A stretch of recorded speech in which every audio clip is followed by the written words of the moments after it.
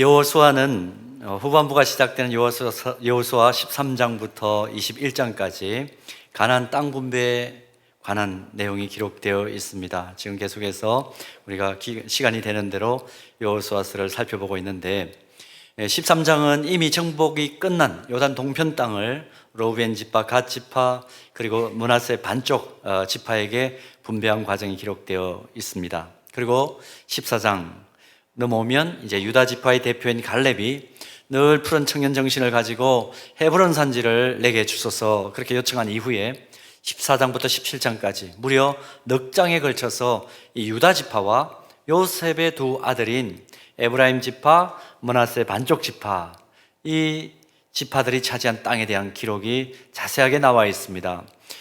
다른 어떤 지파들, 9지파들에 반해서 이 유다 지파와 에브라임, 므낫세 지파에 대한 기록이 상당히 많다 하는 느낌을 받습니다. 왜 이렇게 많을까? 일단 중요하기 때문인 것입니다. 다른 지파들보다 중요하게 취급되기 때문인데 왜 그러면 이 유다 지파와 요셉의 두 아들인 에브라임과 므낫세 지파가 이렇게 중요한 위치를 차지하게 될까? 창세기를 보면요, 이 유다가 사실 야곱의 12아들이 12지파의 조상들인데 이 야곱의 아들 가운데 유다는 넷째 아들입니다. 어찌 보면 그렇게 중요한 위치를 차지하고 있지 않는 듯 보입니다. 그런데 이 아들이 중요한 것은, 이 유다가 중요한 것은 유다 지파에서 누가 나십니까? 메시아이신 예수 그리스도가 탄생하기 때문입니다. 지금 우리가 새벽기도 때마다 이제 마태복음을 지난 금요일부터 묵상하기를 시작했는데요, 내일이 3장입니다. 마태복음 1장에 기록된 예수님의 계보를 보면 그 사실을 잘 확인할 수 있습니다. 그리고 요셉은 몇 번째 아들입니까? 야곱의 11번째 아들이죠. 야곱은 4명의 이 아내를 두었는데 그 중에서 가장 사랑했던 아내인 라헬로부터 얻은 늦둥이가 요셉입니다. 어찌 보면 성경 속에서 그렇게 중요한 취급을 받지 못할 수도 있는데 야곱이 이 사랑했던 라헬에게서 낳은 아들이었기 때문에 누구보다 사랑했고 당시에 가장 좋은 옷인 채색 옷을 입고 생활할 정도로 그렇게 아주 중요한 비중을 야곱에게 차지를 했었습니다. 그런데 형들에게 꿈 얘기를 하는 바람에 미움을 받죠. 요셉이 꾸었던 꿈의 내용, 이런 내용이었습니다. 꿈에 형들의 곡식단이 자기 곡식단을 둘러서서 서가지고는 절을 하더라는 것입니다. 이 말 한 번이면 좋겠을 텐데 또 자신이 꾸었던 꿈을 이야기합니다. 해와 달과 별 11개가 자기를 보고 절을 하더라. 순전히 자기 자랑으로 꽉 찬 이 꿈 이야기를 듣고 좋아할 사람이 누가 있겠습니까? 큰형 르우벤을 비롯해서 요셉의 형들이 저 한 줌거리도 안 되는 저게 지금 까불고 있네? 저거 언제 한번 혼 좀 내주자. 그리고는 결의를 다지다가 노예 상인에게 팔아버리죠. 끔찍한 일을 당합니다. 자, 요셉의 이야기가 여기서 끝이 나면 요셉은 성경에서 별로 중요한 인물이 아닙니다. 그런데 이 요셉의 이야기가 노예 상인에게 팔렸다, 그것으로 끝나지 않고 파란만장한 인생의 여정을 거쳐서 형통케 하시는 하나님의 증거가 되죠.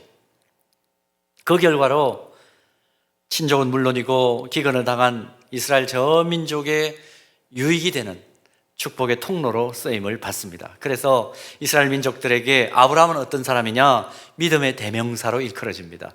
이삭은 무슨 대명사로 일컬어질까요? 순종의 대명사로. 그리고 야곱은 헌신의 대명사로.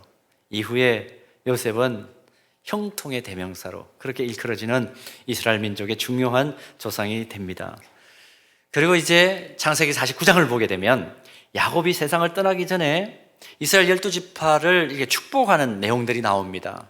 마치 이제 유언을 하는 거죠. 마지막 유언을 하면서 각 아들들에게 너희들은 이런 이제 가문을 이루어 가라 하는 축복 기도를 하는 내용이 쭉 기록되어 있는데 여기에서 요셉의 인생 스토리에서 아주 중요한 한 장면이 이 창세기 49장에 나옵니다.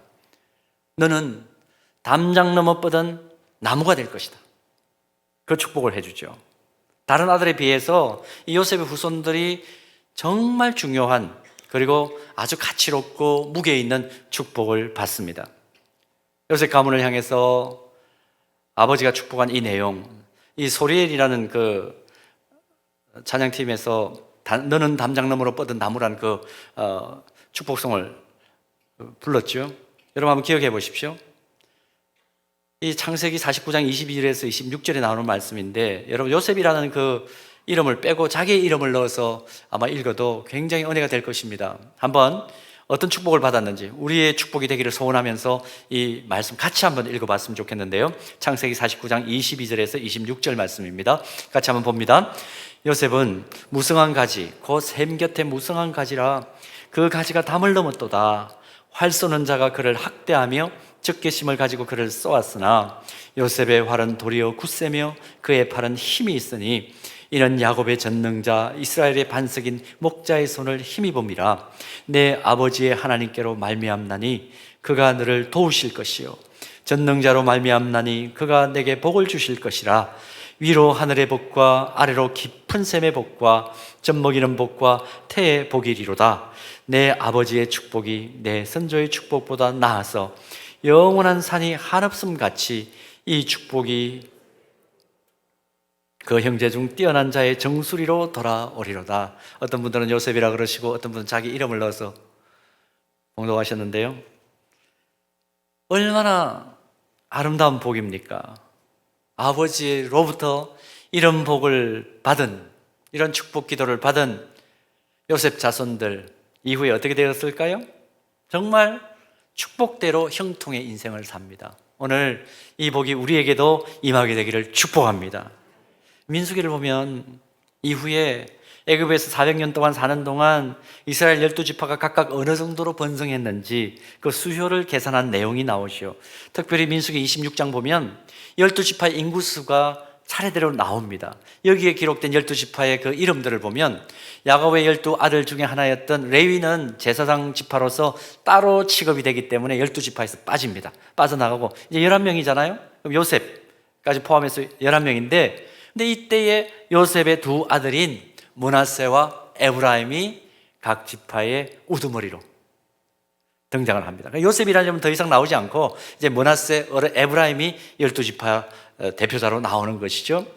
여기에 보면 가장 작은 지파의 숫자가 시몬 지파인데 인구가 22,200명이었더라. 그렇게 기록이 되어 있고 그 다음에 이제 요셉의 두 아들 므낫세 지파가 52,700명, 시몬의 배가 됩니다. 그리고 또 에브라임 지파의 자손들은 모두가 32,500명으로 기록되어 있습니다. 그래서 두 지파를 합하면 85,200명 정도 되는 거죠. 엄청난 번성의 복을 받았습니다. 아버지 요셉이 꾸었던 형들의 곡식단들이 저의 곡식단들을 향해 절을 했다. 그 꿈이 그대로 성취가 된 것입니다. 이런 역사를 가지고 있는 요셉, 그리고 그 후손들, 후속사적인 측면에서는 이들은 장차 오실 메시아이신 예수 그리스도의 모형으로 그렇게 보통 해석이 됩니다. 자, 이런 배경을 이해하면서 다시 한번 본문을 보겠습니다. 여러분 오늘 본문을 읽으신 대로 이 본문은 므낫세 지파와 에브라임 지파로 구성된 요셉 자손들과 요서의 대화입니다. 대화이죠. 대화 내용입니다. 근데 이 대화 속에 우리가 캐치할 수 있는 것이 뭐냐면 요셉 자손들은 이런 성격을 가졌구나 하는 것을 발견할 수 있고 동시에 지도자 여호수아는 그 인물의 됨됨이가 어떠했느냐 하는 것을 이 대화를 통해서 확인을 할 수가 있습니다. 그래서 이들의 대화를 살펴보면서 오늘 우리의 신앙생활과 일상의 삶에 적용할 수 있는 교훈을 얻기 원하는데, 자, 첫 번째로 이 요셉 자손들이 여호수아와 대화한 그 내용을 통해서 우리가 교훈받을 수 있는 것은 이 사람들 본받으면 안 되겠다 하는 것입니다. 이 사람들은 본받으면 안 됩니다. 여러분 여호수아 전체 흐름을 보면 오늘 요셉의 이 자손들이 여호수아와 대화하는 상황은 어떤 상황이냐면 므낫세 반지파와 에브라임 지파, 이 요셉 자손들이죠. 이들이 이미 제비뽑기를 통해서 자신들이 거주해야 될 땅을 모두가 다 배당받은 상황입니다. 그 이후에 여호수아와 나눈 대화예요. 자, 공정한 제비뽑기 방식으로 땅이 지금 분배되고 있습니다. 그런데 이미 자기들이 차지해야 될 땅을 제비뽑기를 해가지고 분배를 받았어요. 근데 본문 14절을 보면 대화하는 그 내용, 첫 내용을 보면 뭐라고 되어 있습니까? 만족하지 않아요. 요셉 자손이 여호수아에게 말하여 이르되 여호와께서 지금까지 내게 복을 주심으로 내가 큰 민족이 되었거늘 당신이 나의 기업을 위하여 한 제비 한 분깃으로만 내게 주시면 어찌함이니까. 여러분 역사적 배경을 우리가 이해를 했습니다. 이 역사적 배경을 이해하고 이 말씀을 우리가 어떻게 해석해야 될까요? 이런 의미입니다. 우리는 하나님으로부터 특별한 복을 받은 지파입니다. 그래서 다른 어느 지파들보다도 많은 인구를 가졌는데 왜 땅을 이것밖에 안 주냐 이겁니다. 누구 때문에 먹고 살았는데, 누구 때문에 기근에서 건짐을 받고, 누구의 수고로, 자기 아버지를 지금 생각하는 거죠. 누구의 수고로 우리가 여기까지 왔는데 왜 땅을 이것밖에 안 주냐, 보상이 이거냐 따집니다. 대접이 고작 이거냐 이거죠. 우리식으로 표현해 볼까요? 우리가 하나님 앞에 기도할 때 이런 실수를 범할 때가 있습니다. 하나님, 우리가 하나님께서 하나님으로부터 선택받은 자녀 아닙니까? 그런데 선택받았다고 하는데 왜 이 정도밖에 우리에게 복을 안 주시는 겁니까? 하나님께 복받을 특권층이라고 하면서, 그렇다면 세상 사람들이 와 대단하다, 역시 대단하다, 그렇게 감탄할 만한 특별한 것을 좀 주셔야, 특별한 복을 주셔야 내가 하나님 자녀인 것을 세상도 알 거 아닙니까? 근데 별로 다를 게 없네요. 너무 평범합니다. 여러분, 우리가 이런 표현을 종종 할 때에 지금 요셉의 자손들이 저지르는 실수를 함께 범하는 것입니다. 요셉 자손들의 지금 실수가 뭡니까? 욕심을 부리는 것입니다. 욕심 부리는 겁니다. 아주 공정하게 분배를 받았음에도 불구하고 그 만족 못하겠다 이거죠. 혹시 이 자리에 요즘 잠이 잘 오지 않으신 분들 계신가요? 여러 가지 원인이 있을 수 있을 겁니다. 그런데 수필가 피천득 선생의 그 인연을 보면 우리가 잠을 못 자는 원인 가운데, 여러 가운데 중요한 것 하나를 딱 집어서 얘기합니다. 뭐라고 쓰고 계시냐면, 물욕, 권세욕, 애욕, 거기에 따른 질투, 모략, 이런 것들이 잠을 이루지 못하게 하는 수가 많다. 나는 면화를 실은 트럭 위에서 네 활개를 벌리고 자는 인부들을 본 일이 있다. 그때 바로 그 뒤에는 고급 자가용이 가고 있었다. 그 차 속에는 불면증에 걸린 헬스칸 얼굴이 있었다. 잠이 잘 오지 않으세요? 내 안에 불필요한 욕심이 도사리고 있지 않은지 꼭 살펴보시기를 바랍니다. 지금 결혼을 위해서 모든 것을 준비했는데 오직 배우자만 준비되지 않은 이들 혹시 이 자리에 있습니까? 제가 예언합니다. 욕심을 버려라.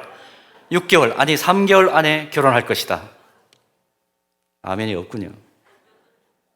이미 받은 복에 감사하지 못하고 좀 더 가져야 직성이 풀리겠다는 이기적 욕심은 판단을 흐리게 만듭니다. 때로는 건강까지 해치는 요인이 된다. 수필가는 그렇게 쓰고 있죠. 오늘 본문 15절을 보면 요셉 자손들의 만족 없는 이 요구에 대해서 그럼 여호수아는 어떻게 반응하느냐? 이런 제안에 거절해버립니다. 그리고 새로운 제안을 합니다. 보십시오. 여호수아가 그들에게 이르되 내가 큰 민족이 되므로 에브라임 산지가 내게 너무 좁을진데 브리스 족속과 르바임 족속의 땅 삼림에 올라가서 스스로 개척하라 하니라. 이 정도 말하면, 지도자가 이 정도 말하면 분별력을 가지고 욕심을 내려놓아야 되는 거 아닙니까? 그런데 두 지파는 여전히 자기 욕심을 내려놓지 못하고 물러서지를 않습니다. 본문 16절에 그래서 또 반응합니다. 내용은 뭐냐 하면, 지금 우리는 청동기 무기를 사용하고 있는데 그보다 더 우월한 철병기를 가진 그런 전사들이 있는 그 땅 정복하기 어렵다, 가고 싶지 않다, 이렇게 반응을 합니다. 이미 정복한 땅 가운데 좋은 땅을 더 나누어 달라 그러면서 계속 때를 쓰는 거죠. 욕심이 마음을 덮어버리면 맹목적인 존재가 됩니다. 거룩한 삶이 무너지는 거죠.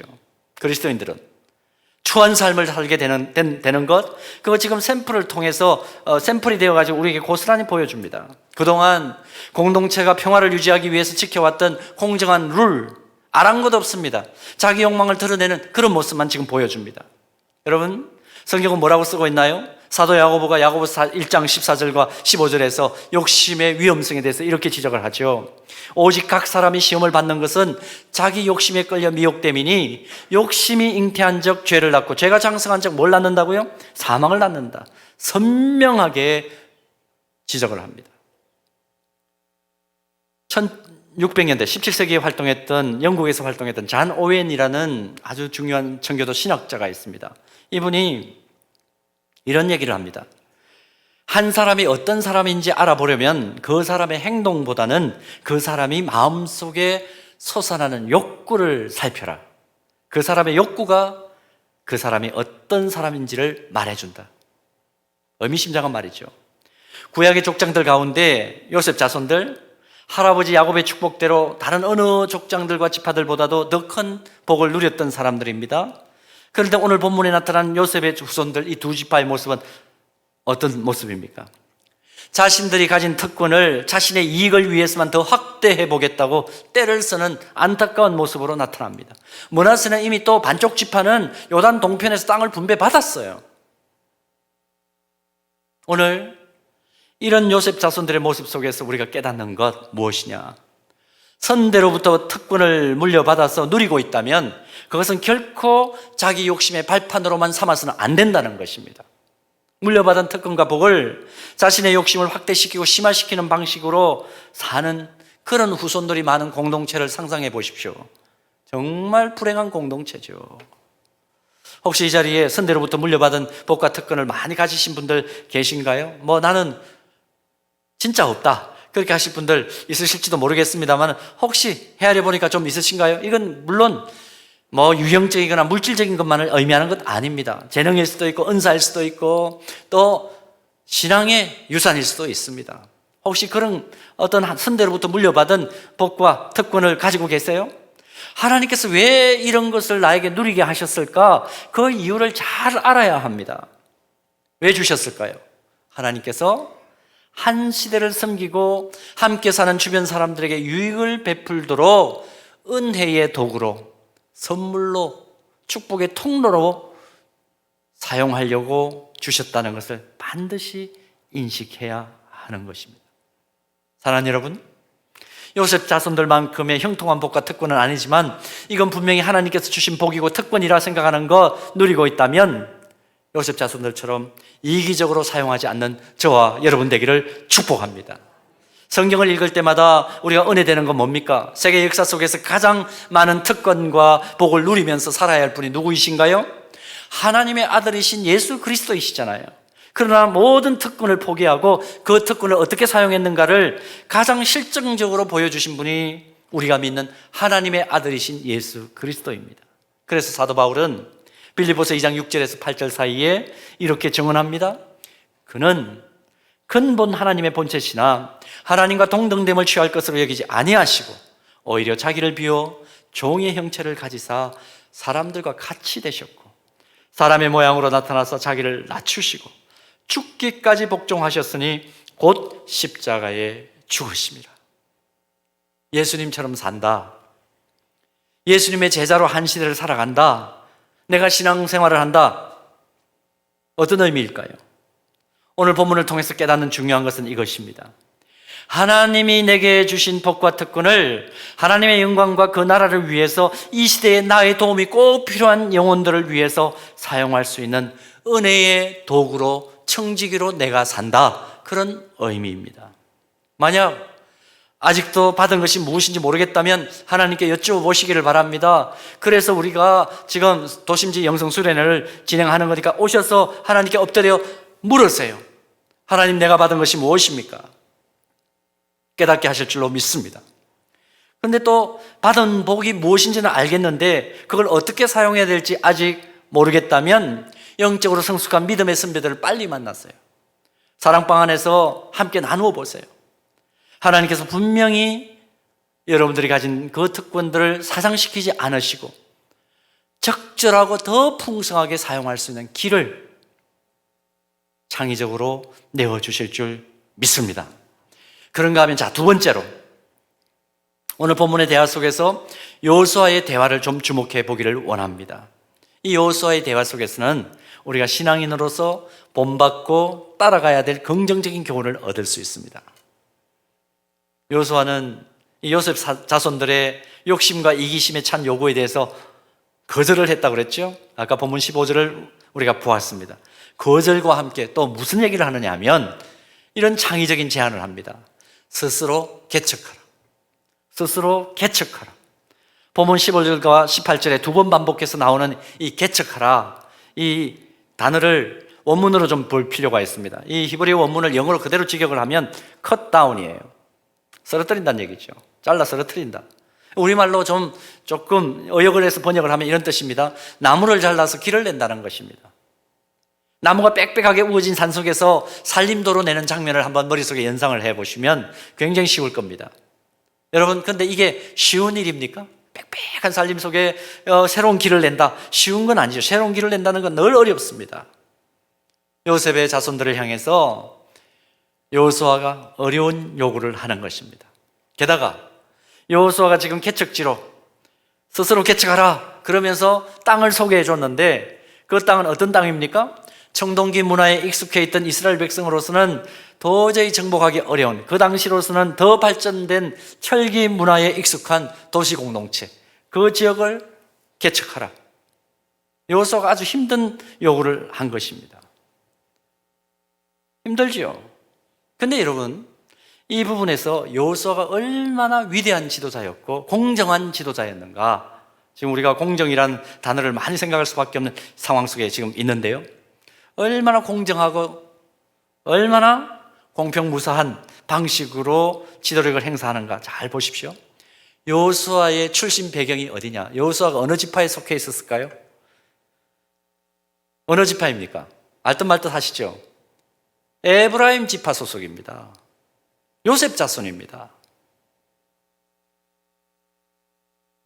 지금 여호수아에게 와가지고 땅을 더 달라고 떼를 쓰고 있는 사람들이 누구라는 거죠? 자기의 혈족입니다. 피부치들입니다. 자기 가문에 속한 일가 친척들이 와가지고 지금 요청을 하는 상황인데 충분히 사심을 부릴 수 있죠. 그래요, 우리가 서로 남입니까? 우리가 남이가? 그러면서 마음이 흔들릴만 합니다. 그런데 본문 15절과 17절, 18절을 보면 전혀 흔들림이 없습니다. 전혀 흔들림이 없습니다. 여호수아의 행적을 보면, 궤적을 보면, 삶의 궤적을 보면 과거나 지금이나 항상 측근들이 문제인데 거기에 흔들림이 없습니다. 혈연들의 요청에 대해서도 전혀 휘둘리지를 않습니다. 같은 지파에 속해 있는 사람들, 그들의 요구 앞에서 개인의 감정과 사심을 완전히 내려놓고 공동체 전체의 조화를 위해서 공평과 무사로 공정성을 유지하면서 바른 길을 제시합니다.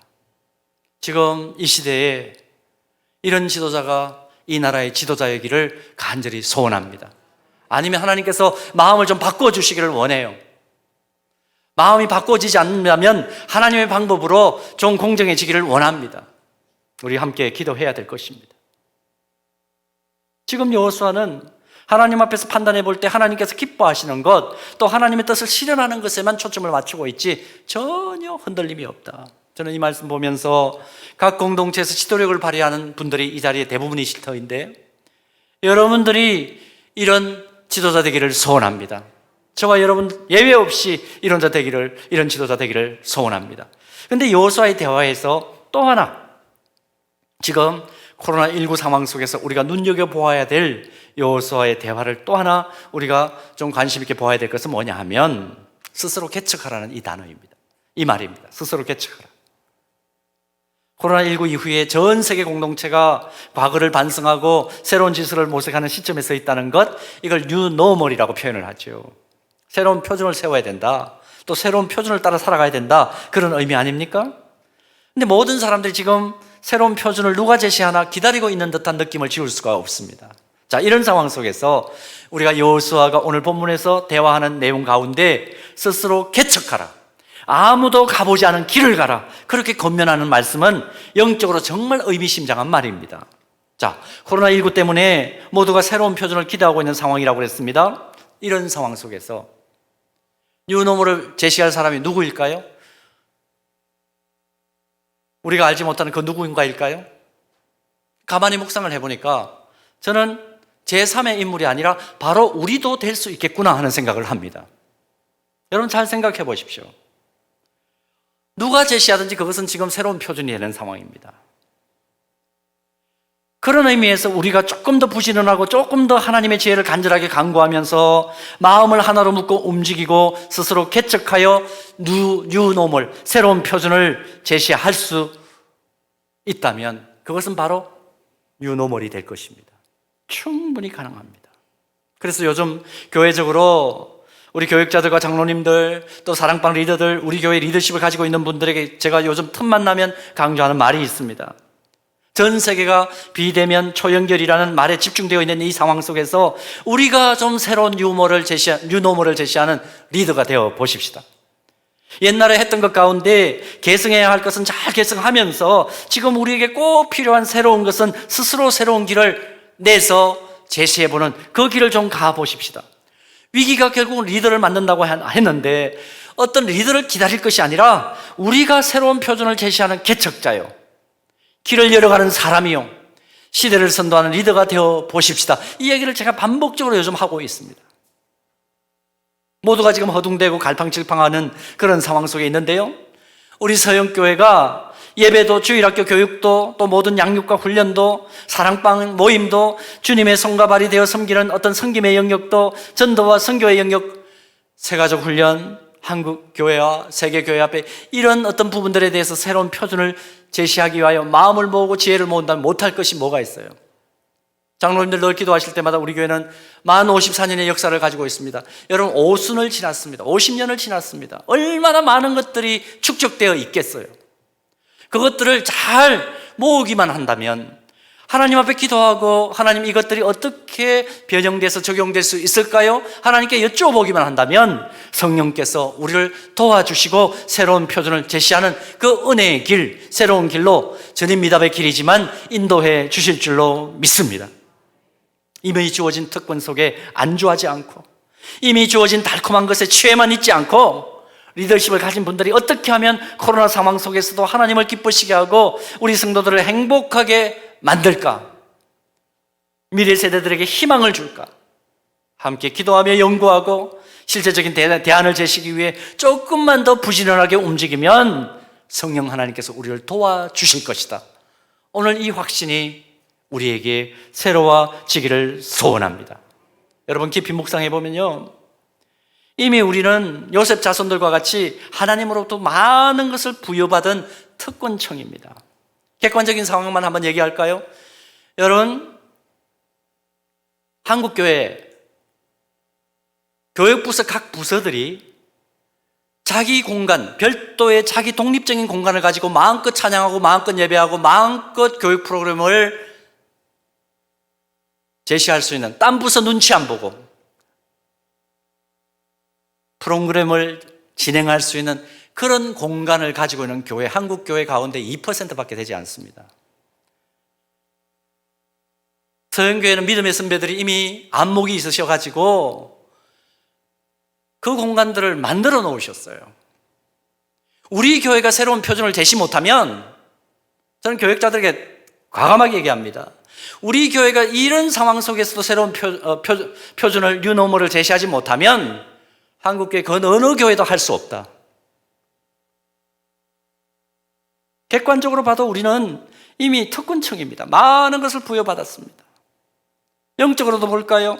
고린도후서 6장 10절에서 우리 믿음의 선배인 사도 바울은 믿음의 고백을 하는, 예수 그리스도를 나의 주, 나의 하나님으로 고백하는 사람들은 어떤 사람이냐? 이렇게 얘기합니다. 근심하는 자 같으나 항상 기뻐하고, 가난한 자 같으나 많은 사람을 부유하게 하고, 아무것도 없는 자 같으나 모든 것을 어떤 자로다?